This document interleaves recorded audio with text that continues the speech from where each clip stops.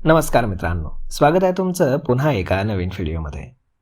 मित्रांनो, भारताचे दुसऱ्या तिमाहीतील GDPचे आकडे हे अपेक्षेपेक्षा खूपच चांगले आलेत. या तिमाहीमध्ये GDP वाढीचा दर हा 8.2% राहिला आहे. ही वाढ गेल्या 6 महिन्यातील सर्वाधिक आहे. अर्थतज्ञांनी या आकडेवारीकडे आश्चर्याचा धक्का बसला म्हणून पाहिलंय. मजबूत उत्पादन क्षेत्र आणि वाढलेला ग्राहक खर्च यामुळे ही वाढ शक्य झाली आहे.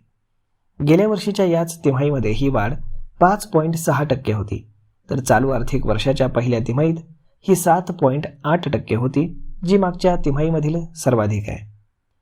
RBIने 7% वाढीचा अंदाज वर्तवला होता. त्यापेक्षा ही वाढ खूप जास्त आहे. महागाई विचारात न घेता मोजलेली नॉमिनल GDP वाढ या तिमाहीमध्ये 8.7% एवढी राहिली आहे. आणि विशेष म्हणजे पहिल्या तिमाहीमध्ये नॉमिनल GDPची वाढ ही 3 महिन्यांच्या निच्चांकी पातळीवर म्हणजेच 8.8% आली होती. या जबरदस्त वाढीचा शेअर बाजार, सोन्याची किंमत आणि व्याजदरांवरती काय परिणाम होईल हेच आजच्या या व्हिडिओमध्ये आपण जाणून घेऊयात. तर आता GDP वाढीचा वेग आणि सोन्याची किंमत यांचा व्यस्त संबंध असतो.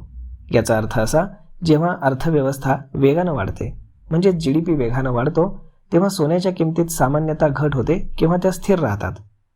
जेव्हा GDPची गती वाढते तेव्हा ते अर्थव्यवस्थेचे मजबूत आरोग्य आणि कंपन्यांच्या नफ्यामध्ये वाढ होण्याची अपेक्षा दर्शवतं.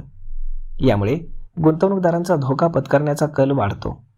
गुंतवणूकदार सोन्यासारख्या सुरक्षित गुंतवणुकीतून पैसे काढून शेअर्स, रिअल इस्टेट आणि बॉन्डसारख्या अधिक जोखमीच्या मालमत्तांमध्ये इन्व्हेस्टमेंट करतात, कारण त्यांना त्यातून अधिक इन्व्हेस्टमेंटमधनं प्रॉफिट मिळण्याची अपेक्षा असते.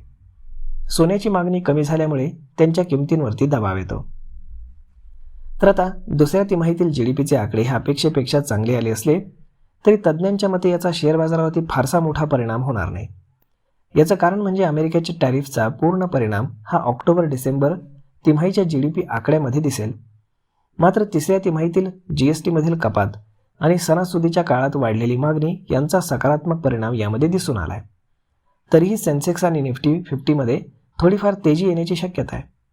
परंतु मिड कॅप आणि स्मॉल कॅप कंपन्यांच्या शेअर्समध्ये फारशी उलथापालथ होण्याची अपेक्षा नाही. याचं मुख्य कारण म्हणजे या कंपन्यांच्या शेअर्सची किंमत आधीच फार वाढलेली आहे. तसंच बाजारामध्ये पैशांची कमतरता जाणवतीये. तर अशा पद्धतीने व्याजदर जर आपण पाहिले तर व्याजदर यामध्ये स्थिर राहण्याची शक्यता आहे. आणि आता 5 डिसेंबरला MPCची मीटिंग आहे. यामध्ये RBI या व्याजदरामध्ये काय निर्णय घेतं ते पाहणं फार जास्त गरजेचं आहे. जर RBIनं यामध्ये व्याजदरामध्ये कपात केली तर ही गोष्ट अत्यंत चांगली राहणार आहे, ज्यामध्ये आपल्याला शेअर बाजारामध्ये देखील एक वरच्या बाजूला गेलेली पाहायला मिळेल.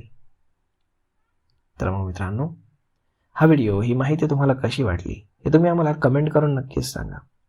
आणि जर आवडली असेल तर आपल्या जवळच्या मित्रमंडळींसोबत देखील हा व्हिडिओ तुम्ही शेअर करायला विसरू नका. धन्यवाद.